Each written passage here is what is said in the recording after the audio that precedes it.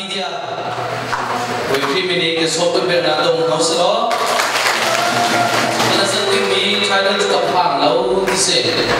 thì Davis đang khám phá những gì tham gia là số phim nó qua kami berkata cumi jo boy pa juga koin maju ke boy palsi kilta kamu yang dei